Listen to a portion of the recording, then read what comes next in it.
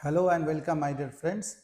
आज हम लोग बात करेंगे यूपीएससी में सिलेबस के बारे में। यूपीएससी में सिलेबस देखना या जानना कितना ज़रूरी है, क्योंकि बहुत बार ऐसा देखा गया है कि बच्चे जो हैं वो उन लोगों का ये कहना होता है कि यूपीएससी के एग्ज़ाम में कुछ भी पूछ लेते हैं, मतलब कुछ भी पढ़ना पड़ेगा। ऐसा कभी है नहीं, ये एक मीथ है, ये गलत है। यूपीएससी में वही चीज़ पूछा जाता है डायरेक्टली इनडायरेक्टली जो सिलेबस के साथ कनेक्टेड है। तो अगर आप एक बिगिनर है, अगर फर्स्ट टाइम आप यूपीएससी के लिए तैयारी के बारे में आप सोच रहे हैं या आप आए हैं, तो सबसे पहले जो काम आपको करना है वो ये कि पहले तो सिलेबस को अच्छी तरीके से समझें। सिलेबस में क्या दिया गया है, किस तरीके से सिलेबस में जो कुछ भी दिया गया है उसको थोड़ा सा उसमें टाइम दे के उसके बारे में ज़रा सोचें क्या क्या है, और साथ में जो प्रीवियस ईयर्स के जो क्वेश्चन है उसको भी साथ में देख लें।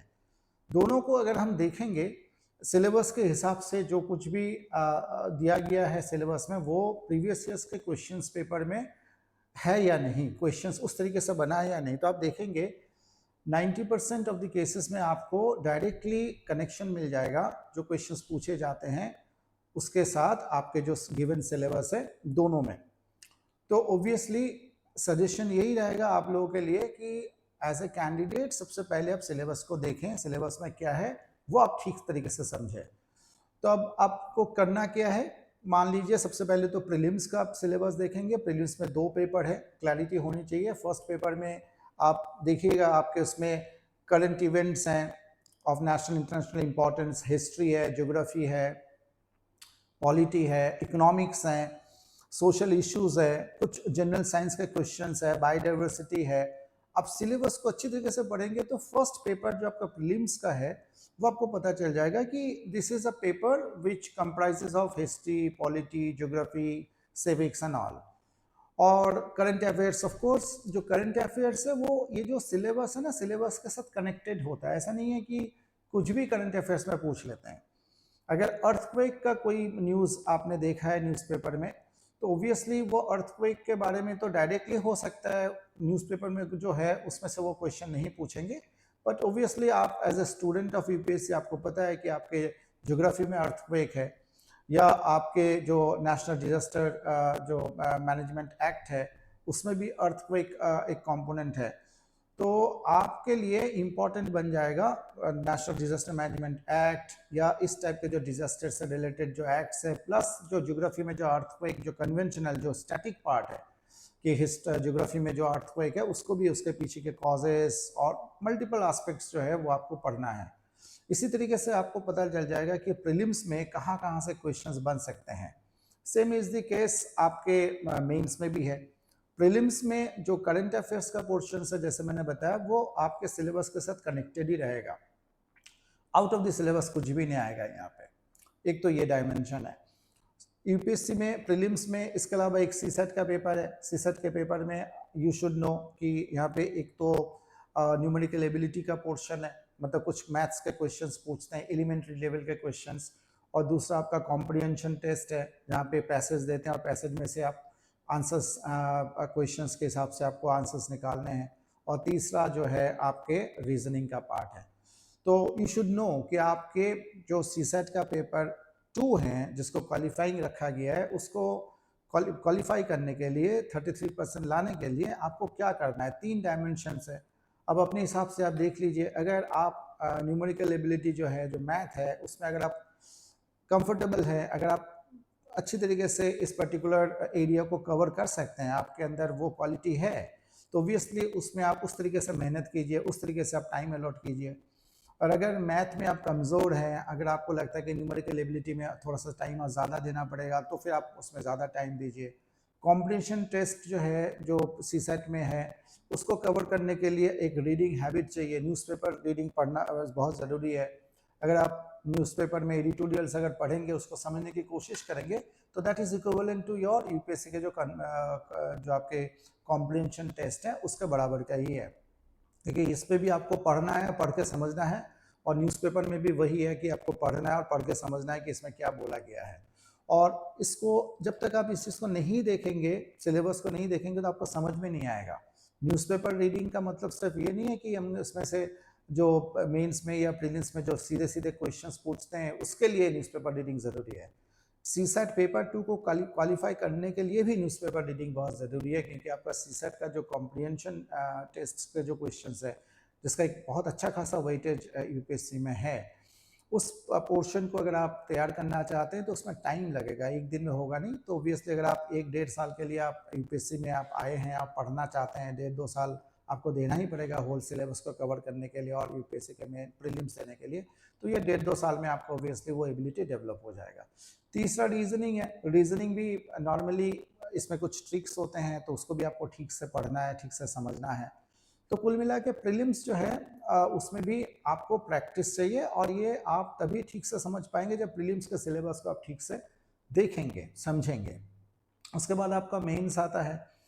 बहुत बार ऐसा देखा गया कि यूपीएससी के जो बच्चे हैं उनको पता ही नहीं होता कि मेंस में कितने पेपर्स है, कौन कौन से पेपर्स है, क्या क्या पूछे जाते हैं। बस वो तैयारी शुरू कर देते हैं, क्लासेस लेना भी शुरू कर देते हैं, बट उससे ना आपको बहुत ज़्यादा फ़ायदा नहीं होने वाला है, क्योंकि आप डार्क में हैं, आप अंधेरे में हैं, तो आपको नहीं समझ में आएगा कि कैसे पढ़ना है, किस टाइप्स क्या क्या पढ़ना है। कई बार ये क्वेश्चन आता है कि न्यूज़पेपर में क्या पढ़ें। इसका जवाब यह है कि जो सिलेबस में है उसी को आप पढ़ें। तो ऑब्वियसली ये बताने के लिए कि न्यूज़पेपर में ये आर्टिकल इंपॉर्टेंट है, ये बहुत ज़रूरी हो जाता है कि आप सिलेबस को ठीक से माइंड में सेट कर लें, एक बार देख लें अच्छी तरीके से, और आपके दिमाग में वो होना भी चाहिए कि सिलेबस में क्या क्या गिवन है। तो अब जो मैं कह रहा था वो ये है कि मेंस में आप सबसे पहले आप देखें कि आपका दोनों पहला 2 पेपर जो है क्वालिफाइंग नेचर के हैं, जहाँ पे एक इंग्लिश का एक पेपर रहेगा और एक आप MIL मॉडर्न इंडियन लैंग्वेज, कोई ना कोई एक इंडियन लैंग्वेज जो कॉन्स्टिट्यूशन में है वो आपको लेना है। दोनों को क्वालिफाइंग करना है। जब आप देखेंगे क्वालिफाइंग है, इसका जो क्वेश्चंस जो प्रीवियस के क्वेश्चंस अगर आप देखेंगे तो आपको समझ में आ जाएगा कि ये दोनों पेपर क्रैक करने के लिए, ये दोनों पेपर क्लियर करने के लिए आपको कुछ पढ़ने का ज़रूरत नहीं है, बेसिक एलिमेंट्री नॉलेज इनफ है, जो आपके पास ऑलरेडी होगा ही होगा। सेकेंड जो है, इसके बाद जो मेरिट जिसमें बनता है जो पेपर्स हैं वो है एक तो एसे 250 मार्क के हैं। इसमें भी जैसे मैं बोल रहा था कि आपको प्रीवियस ईयर्स के 5 साल के अगर आप एसे देखेंगे कि किस किस टाइप्स के एसे पूछे जा रहे हैं, तो आपको समझ में आ जाएगा कि न्यूज़पेपर में से क्या क्या कलेक्ट करना है। न्यूज़पेपर में बहुत कुछ है, एवरीडे क्या इंपॉर्टेंट है एसे के पर्सपेक्टिव से, वो आप तभी समझ पाएंगे जब आपको ये पता होगा कि एसे में किस किस टाइप्स के एसे पूछे जाते हैं और क्या क्या इंपॉर्टेंट है। तो कलेक्शन ऑफ डेटा जो है ना, वो तभी संभव हो पाएगा जब एसे आप पिछले 5 साल के जो क्वेश्चन यूपीएससी में पूछे गए हैं एसे में, वो आप ठीक से देखेंगे और समझेंगे, साथ में आपका सिलेबस। एसे के बाद आपका GS1, GS2, GS3, GS4 है। GS1, 2, 3 में आपका बेसिकली हिस्ट्री, ज्योग्राफी, फिर आपका polity, international relations, internal security, economics वगैरह है, जो आप स्टैटिक पेपर जो आपने प्रीलिम्स में भी आपने पढ़ा है प्रीलिम्स के लिए, वही पेपर आपको इसमें भी रहेगा। सिलेबस इसलिए भी ज़रूरी है देखना, ये पता लगाने के लिए कि जो न्यूज़पेपर में जो आर्टिकल आ रहा है वो आर्टिकल GS1 का है, GS2 का है या 3 का है, या for that matter ethics paper जो GS4 का है उसके लिए है। नहीं तो ये जो अंडरस्टैंडिंग है कि न्यूज़पेपर में से कौन सा आर्टिकल पढ़ेंगे और किस आर्टिकल को हम छोड़ देंगे, वो पता नहीं चलेगा। क्वेश्चंस को देखना और यूपीएससी के जो सिलेबस है उसको भी देखना ज़रूरी है। जैसे फॉर एग्जांपल न्यूज़पेपर में सेंसेशनल न्यूज़ पूछते हैं, देते हैं वो लोग न्यूज़पेपर में। सेंसेशनल न्यूज़ यूपीएससी में नहीं आता है, और कोई भी नेगेटिव न्यूज़ जैसे रेप, मर्डर, ये सब नहीं आएगा। आपको इसके जो रूट्स हैं उसमें जाना पड़ेगा। जैसे फॉर एग्जांपल आरजी कर जो रेप केस जो बंगाल में कोलकाता में हुआ था, वो न्यूज़पेपर में था बहुत दिनों से, लेकिन ऑब्वियसली आरजी कर से रिलेटेड कोई भी क्वेश्चन यूपीएससी वाले नहीं पूछेंगे, सेंसेशनल न्यूज़ और बहुत ज़्यादा नेगेटिव न्यूज़ है। लेकिन हाँ, अब इसमें यह आ सकता है कि वुमेन का जो सेफ्टी एट वर्क प्लेस, तो ऑब्वियसली यू शुड नो कि sexual harassment at work place नाम का कोई एक्ट है, विशा का गाइडलाइंस भी है, तो ये एरिया इंपॉर्टेंट हो जाता है। इमेजिन करो कि कोई एक आर्टिकल है जिसमें चाइल्ड लेबर के बारे में बहुत कुछ दिया हुआ है।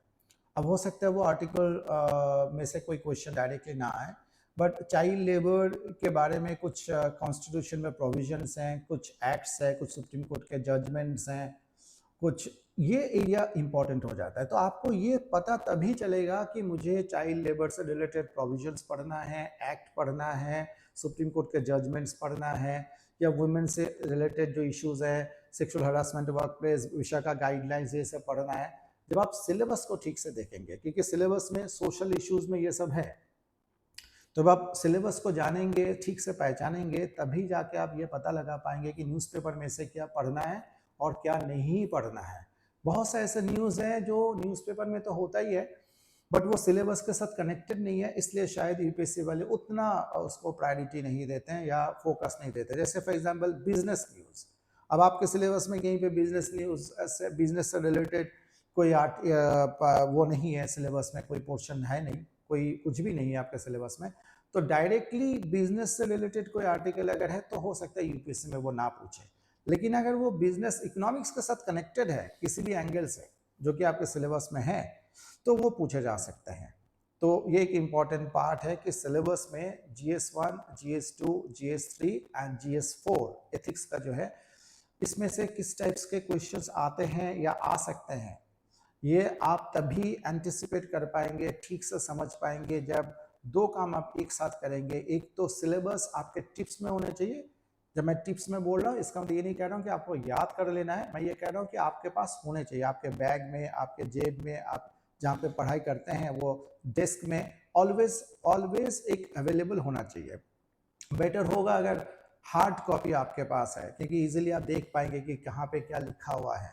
सिलेबस को टाइम टू टाइम देखते रहना है। ये एक दिन का बात नहीं है कि आज हम तैयारी करने आए हैं, आज हम एक बार सिलेबस देख लेंगे, उसके बाद सिर्फ पढ़ाई करेंगे। नो, ऐसा नहीं होगा। टाइम टू टाइम, हर महीना, हर दिन, 10 दिन बाद, एक हफ्ता बाद, जब जब आपको टाइम मिले, 5 मिनट, 7 मिनट सिलेबस को देखें, सो दैट आपके माइंड में वो चीज़ बैठ जाए कि कहाँ पे क्या लिखा हुआ है, और ये आर्टिकल जो न्यूज़पेपर में है वो हमारे सिलेबस के किस पार्ट के साथ कनेक्टेड है। तभी आप यूपीएससी में जो हम लोग कहते हैं ना कि क्या पढ़ना है, ये आप समझ पाएंगे, सिलेबस एंड प्रीवियस ईयर्स के क्वेश्चंस।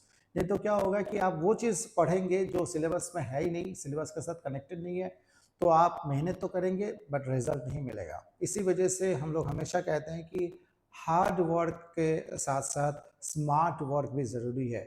स्मार्ट वर्क का मतलब यह है कि आपको पता है कि ये मैं क्यों पढ़ रहा हूँ, क्यों पढ़ना चाहिए, क्योंकि जब आप मेहनत कर रहे हैं और वो मेहनत अगर आपके फाइनल जो गोल है उसके साथ अगर कनेक्टेड नहीं है, तो वो मेहनत आपका बेकार है। और ये आप कैसे इंश्योर करेंगे कि जो मेहनत आप कर रहे हैं वो आपके गोल के साथ कनेक्टेड है, वो तभी आप समझ पाएंगे जब दो काम आप एक साथ करेंगे। एक तो सिलेबस को ठीक से देखना है, देखते रहना है टाइम टू टाइम, और प्रीवियस ईयर्स क्वेश्चंस को टाइम टू टाइम देखते रहना है, क्योंकि प्रीवियस ईयर्स क्वेश्चंस आपको ये बताएगा किस टाइप्स के क्वेश्चन यूपीएससी में पूछा जाता है। एक ट्रेंड आपको पता चलेगा, एक टाइप्स ऑफ क्वेश्चंस आपको पता चलेगा। आप अपने स्टडीज को एक डायरेक्शन दे पाएंगे एग्जैक्टली कि किस डायरेक्शन में मैं सोचूं, कैसे मैं पढूं, क्या इसमें से इंपॉर्टेंट है। अगर आपके पास सिलेबस भी नहीं है और प्रीवियस ईयर क्वेश्चंस भी नहीं है, तो फिर बीटिंग अराउंड द बुश हो जाएगा। मतलब आप पढ़ रहे, क्यों पढ़ रहे नहीं पता, क्यों नहीं पढ़ रहे नहीं पता, कैसे क्वेश्चंस आते हैं वो भी नहीं पता। ये बहुत ज़रूरी है, और याद रखना ये काम आपको शुरू में ही करना है। ऐसा नहीं कि सर पहले पढ़ लेंगे 1 साल 2 साल फिर हम देखेंगे कि कैसे क्वेश्चंस आते हैं। नो, ये शुरू में ही। मैं ये कह रहा हूँ कि ये इम्पॉर्टेंट नहीं है कि क्वेश्चन का आंसर क्या होगा। ओब्वियसली जब आप स्टार्ट करेंगे पढ़ाई, उस समय तो आपके पास नॉलेज नहीं है, तो आप ये नहीं बता पाएंगे कि इस क्वेश्चन का आंसर क्या है, और that is not important also in the beginning. But ये समझ जाएंगे आप कि ऐसे क्वेश्चन पूछे जाते हैं। जब आप पढ़ाई करेंगे तो आपके माइंड में वो रिफ्लेक्ट होगा कि ऐसे क्वेश्चन ऑलरेडी पूछे गए हैं, तो मैं ये चीज़ इस तरीके से पढ़ूं। तो अपनी पढ़ाई को प्रॉपर डायरेक्शन में चैनलाइज आप तभी कर पाएंगे जब आप सिलेबस को ठीक से पढ़ेंगे, सिलेबस को माइंड में एक तरीके से आप रखेंगे, और साथ में प्रीवियस ईयर्स क्वेश्चंस को भी आप देखते रहेंगे, सो दैट कभी भी ऐसा ना हो कि आप पढ़ कुछ रहे हैं और क्वेश्चन कुछ और पूछा जा रहा है। ये इम्पॉर्टेंट है, क्योंकि यूपीएससी में हम हमेशा ये जानते हैं कि एक अनप्रेडिक्टेबिलिटी फैक्टर रहता है। तो अब अनप्रेडिक्टेबिलिटी फैक्टर को अगर कम करना है, मिनिमाइज करना है, तो सिलेबस को ठीक से स्टडी करना, देखते रहना, और साथ में प्रीवियस क्वेश्चंस को भी देखते रहना, ये बहुत ज़रूरी है। तो I hope this particular piece of information is going to be helpful in your preparation, and keep studying. Thank you very much.